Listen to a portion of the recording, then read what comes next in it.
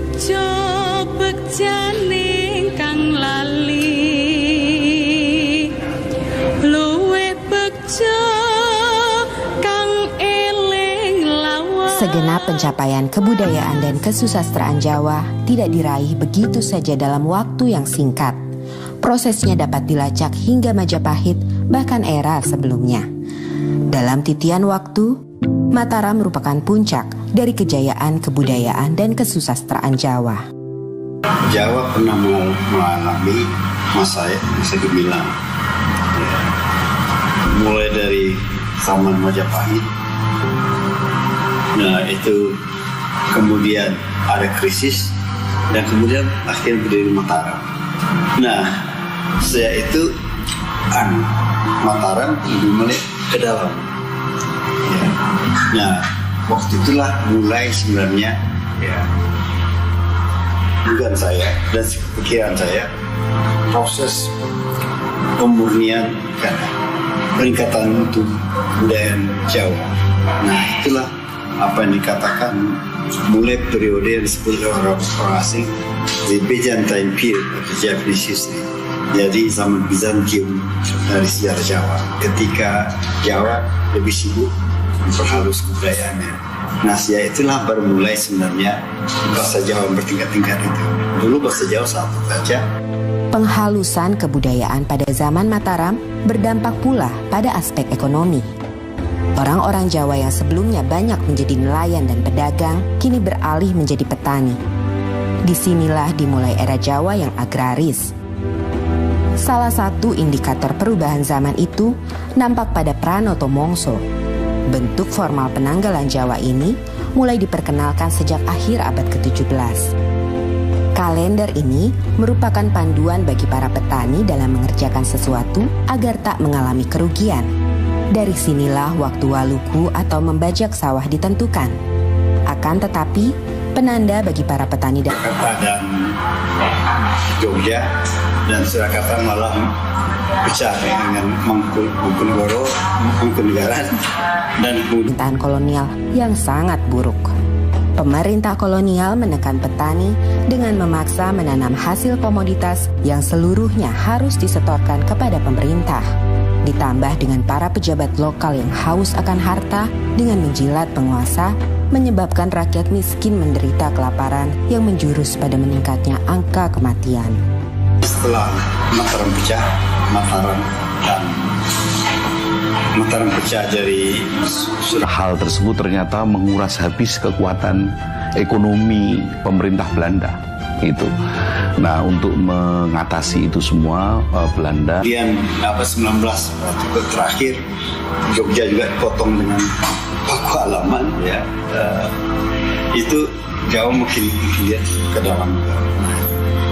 Dan lagi juga Jawa yang berkeliaran sudah tidak ada lagi. Dulu waktu perang di Diponegoro itu sebagian besar mungkin Diponegoro itu orang berkeliaran keliling itu. Ikut. Kemudian setelah Belanda berkuasa, Jawa itu kan dikenakan kultur stelsel harus menetap. Memang pada pertengahan abad ke-19 terjadi perang yang begitu banyak ya. Tidak hanya di Jawa, di Sumatera Barat ada perang Patri, di Jawa Tengah, di Jawa lah. Itu ada perang Diponegoro dan juga ada gejolak yang luar biasa di Belanda juga ya, di dalam negeri. Sehingga bisa kita dipahami oleh beberapa ahli sebagai istilah tanam paksa. Memang kultur stelsel itu dia mempunyai satu program yaitu kultur stelsel, yaitu sebetulnya semacam peraturan di bidang pertanian ya, dan kemudian kebutuhan untuk mencukupi biaya perang mereka. Selama 19 di Jawa itu banyak sekali pemberontakan. Tidak hanya diperuntukkan untuk mengembalikan kekuatan ekonomi Belanda yang pada saat Hindia Belanda yang pada saat itu memang betul-betul bankrupt, bangkrut mereka oleh karena kebutuhan. Tidak hanya Diponegoro itu perang besar, tapi sesudah itu masih hampir tiap tahun sampai akhir abad 19 sampai tahun 20 sampai tahun 10 itu sudah perang itu. Ini pemberontakan desa. itu sebagian besar dipimpin oleh para ulama desa.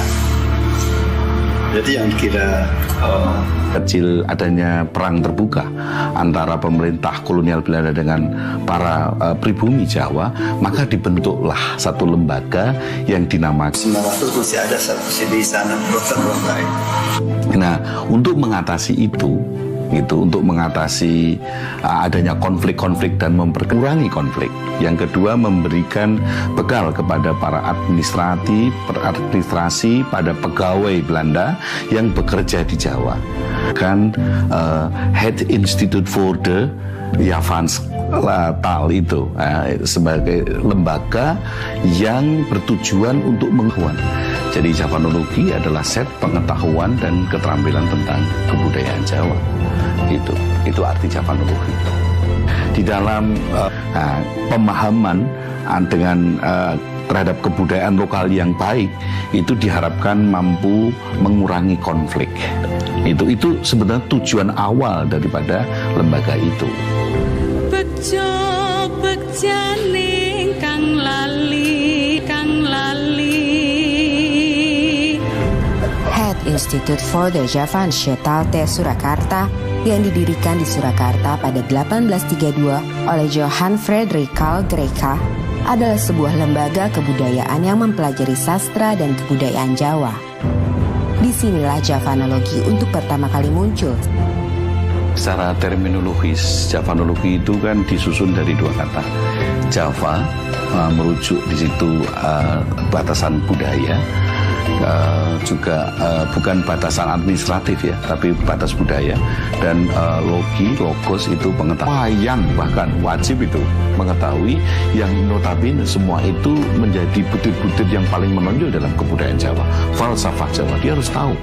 Het Instituut voor de Javaanstaal itu bidang-bidang yang dipelajari di sana adalah bidang sastra. Mempelajari bahasa, entah kaitannya dengan pemerintahan ataupun juga dengan nanti kaitannya dengan sastra, tapi mempelajari bahasa daerah tanah jajan itu sangat penting. Karena itulah pemerintah Belanda juga mendirikan semacam lembaga pendidikan bagi para pegawai untuk mempelajari bahasa. Nah, itu kenapa dilakukan? Di antaranya adalah bahwa apabila bahasa itu dikuasai, otomatis nanti karya-karya sastra ataupun buah-buah pikiran yang ditulis oleh orang jajan itu diketahui, maka akan mudah untuk menguasai daerah jajahan. Di kala itu, seorang pujangga bernama Ronggo Warsito kerap menjadi rujukan para Javanolog karena pemahamannya dianggap mendalam terhadap kebudayaan dan ini meliputi 12 bidang ya. Ada bidang kesastraan, ada bidang pendidikan, ada bidang pengetahuan bahasa, ada bidang filsafat. Jadi ada 12 bidang. Nah, yang paling banyak itu kesastraan itu 24 judul. Ronggo Warsito adalah seorang tokoh. Ada bidang pedalangan, pengetahuan alam, bidang seni suara, babat, ramalan atau jonggo itu hanya 2, Sukolodang dan Jobelyo. Munculnya sastra Jawa baru jenis keguritan. Karena sebelumnya bisa dikatakan ada karya sastra itu hanya puisi dan prosa. Puisi adalah tembang, prosa adalah gancaran. Gancaran adalah prosa. Sedangkan yang kategorinya itu keguritan adalah puisi, tetapi bukan tembang, itu belum ada. Yakni di dalam Serat Joko Lodang, yang itu dikategorikan tembang bukan, tetapi dikategorikan prosa bukan. Dan secara kebetulan di dalam satu bait tulisan awal dari Serat Joko Lodang itu juga ada sandiasmonya. Kalau dibaca dari atas ke bawah, suku kata yang pertama akan berbunyi Ronggo Warsito Boso Kadaton, sedangkan yang suku kata terakhir setiap baris bila dibaca dari atas ke bawah akan berbunyi Boso Kadaton Ronggo Warsito. Zaman dulu kan segalanya kan sensitif ya, apa-apa saja mungkin bisa dilaporkan ke Belanda, sehingga kan Belanda kan sangat berkuasa atas Sunan, dan Sunan mungkin juga agak pikir-pikir kalau ada warganya atau penggawa keraton itu yang menentang pada Belanda. Makanya ya salah satu cara di dalam mengungkapkan hal seperti itu dengan cara simbolis. Mangkya derajating praja kawuryan wasunyaruri rurah pangrahing ukara karana tanpa palupi atilar silastuti sujana sarjana kelu kalulun kala tidem tandaning dumadi hardayeng rat tining karoban rubedo. Ini adalah sebetulnya awal dari si Ranggawarsita jelas mengkritisi kondisi kerajaan saat itu. Punya raja, rajanya itu juga sekti, rajanya juga punya kewibawaan, pegawai-pegawainya baik. Tetapi kondisi saat itu tidak menyelesaikan masalah, huru-hara dan sebagainya. Sebagai pujangga Keraton Surakarta, Ranggawarsita memelihara hubungan baik dengan para Javanoloh. Salah satunya adalah Karl Friedrich Winter. Sebegitu datang di Jawa ini dan ketemu si Ranggawarsita, ternyata dia adalah seorang sastrawan, dia seorang yang cinta atas budaya Jawa, dalam hal ini sastra.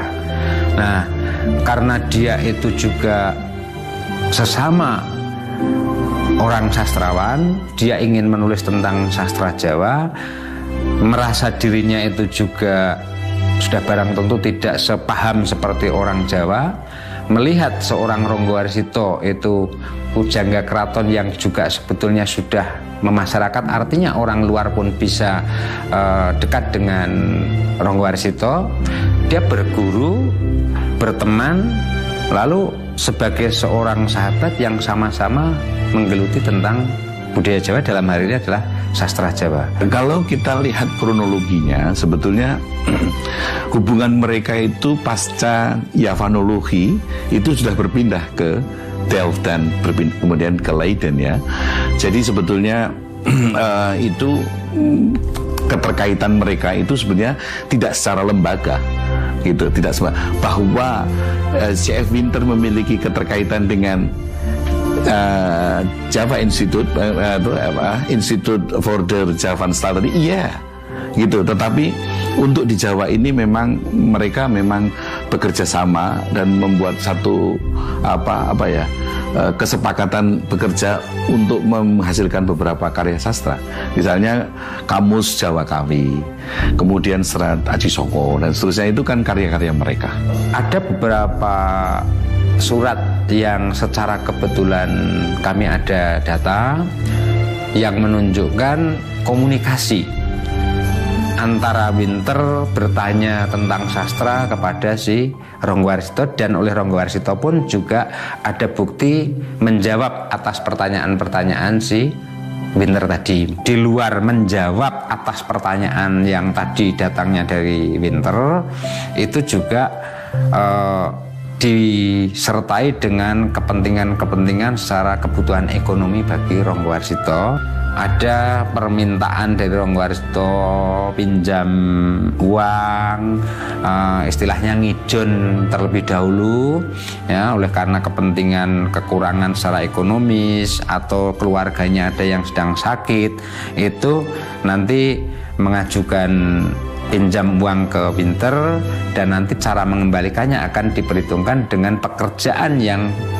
dilakukan oleh Ranggawarsita atas permintaan dari Winter. Namun memang saya juga bisa menyampaikan pada akhirnya mereka ada kerenggangan itu kan. Ada banyak hal yang terkait dengan aspek politis ya. Aspek politis, mungkin situasi politis di Belanda pada waktu itu, dan beberapa hal yang memang sejak awal tidak diminati oleh Ranggawarsita. Bejo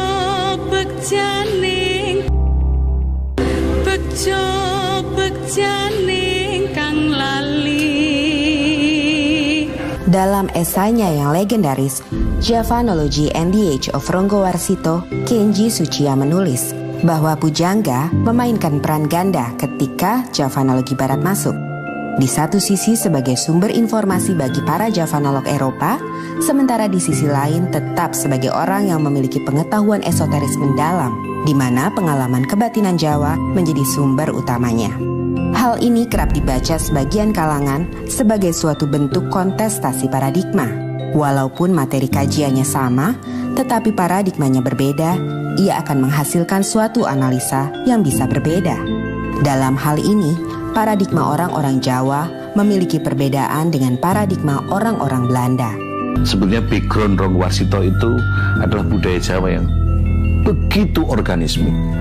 Nah, sementara Winter, walaupun dia seorang turunan seorang Indo, tetapi dia tetap darah-darah yang barat, pemikiran yang mekanistik itu cukup kuat, sehingga kadang-kadang antara organismik dan mekanistik ini kadang-kadang terdapat perbenturan gitu. Saya melihatnya seperti itu. Desa Palar, Kecamatan Trucuk, Klaten menjadi tempat persemayaman terakhir Ronggowarsito. Semasa hidupnya, ia sering mengunjungi desa ini yang menjadi tempat sanak familinya berada. Tidak hanya Ronggowarsito, makam C.F. Winter juga berada di sini. Setelah pada 1984 makamnya dipindahkan dari kompleks pemakaman Belanda di Jebres, Surakarta atas izin Presiden Soeharto. Pada hari-hari tertentu, makam Ronggowarsito banyak dikunjungi para peziarah. Daya tarik Ronggowarsito sebagai pujangga besar memang tidak hanya terdapat semasa ia hidup. Bahkan hingga hari ini, setelah sekian lama ia wafat, pesona itu tak memudar. Dan pasca wafatnya Ronggowarsito, masih tersimpan begitu banyak arsip tentang Jawa, salah satunya sastra di negeri Belanda. Arsip-arsip ini yang sebagian besar berisi tulisan-tulisan Jawa membuktikan peradaban Jawa yang tinggi. Namun sayangnya justru tidak dipelajari dan dimiliki oleh orang-orang Jawa itu sendiri. Sejak 1842, Javanologi sebagai lembaga sudah tidak lagi berada di Jawa. Namun, secara individu, para Javanolog masih aktif dalam melakukan penelitian dan pengkajian. Salah satunya adalah Pisho. Karya terbesarnya berjudul Java in the 14th Century yang terbit sebanyak 5 jilid. Karena kedalaman kajiannya, ia dikagumi oleh para pemikir Jawa. Satu di antaranya adalah Profesor Sudarsono. Pada waktu itu saya diutus ke negeri Belanda untuk kerjasama antara Indonesia dengan Belanda. Lalu kemudian ketemu Dr. Pisho, itu gambarnya Dr. Pisho. Lalu kemudian, wah, saya senang sekali saya mendengar saudara Sudarsono menggantikan saya. Wah, saya juga bangga sekali dianggap menggantikan dia. Karena Dr. Pisho itu luar biasa pinternya. Nulis kamus bahasa Jawa, orang Belanda. Kalau nulis kebudayaan rakyat. Tahun 2011, di Universitas Negeri 11 Maret Surakarta, berdiri pula Institut Javanologi yang berada di bawah naungan Lembaga Penelitian dan Pengabdian Masyarakat. Institut Javanologi ini bergerak di bidang kajian budaya, bahasa, dan sastra Jawa. Akan tetapi, walaupun bernama Javanologi, namun orientasinya sangat berbeda dengan Javanologi yang dibuat di Belanda dan di Yogyakarta. Pada era Belanda, tujuannya sudah saya sampaikan tadi adalah memberikan bekal pengetahuan kepada para pegawai-pegawai Belanda, orang-orang Eropa untuk masuk ke Jawa. Nah, tetapi pada masa kemerdekaan, pasca kemerdekaan, Javanologi memang untuk menghimpun ilmu-ilmu lokal, local wisdom, ya, yang begitu banyak tersebar dan tercerai, itu mau dihimpun. Nah, sekarang di era kami itu Institut Javanologi tidak hanya menghimpun, yang sudah dihimpun itu dicoba untuk ada hilirisasi temuan-temuan pada saat itu. Ini era kami ini sekarang adalah mencoba untuk membuat pembuktian research dari beberapa temuan yang sudah dihasilkan pada saat itu. Javanologi yang dibuat di Belanda hingga didirikan oleh Universitas Negeri 11 Maret Surakarta hari ini memiliki peranannya masing-masing yang tidak bisa begitu saja diabaikan. Javanologi telah menghidupkan semangat masyarakat Jawa untuk ikut ambil bagian dalam membuat dunia yang lebih baik. Pemahaman antara ilmu dan ngilmu itu memang berbeda. Ilmu bisa diekstrakan, tetapi ngilmu itu bagaimana aplikasi, bagaimana itu memiliki manfaat bagi dunia yang lebih cantik, yang lebih harmonis. Bagaimana teman-teman setelah menyimak tayangan tadi? Mari kita bersama-sama menjawab pertanyaan berikut ini. 1. Mengapa penanda pertanian dalam kalender Jawa menjadi panduan petani untuk melakukan aktivitas tidak berlaku pada era tanam paksa? 2. Jika ditemukan di suatu daerah di Indonesia, peninggalan peradaban masa lalu dan orang asing ingin menggali peradaban tersebut, apa yang akan kamu lakukan? Oh iya, jangan lupa untuk tetap belajar di rumah ya, dan jaga kesehatan dengan rajin mencuci tangan serta makan makanan yang bergizi.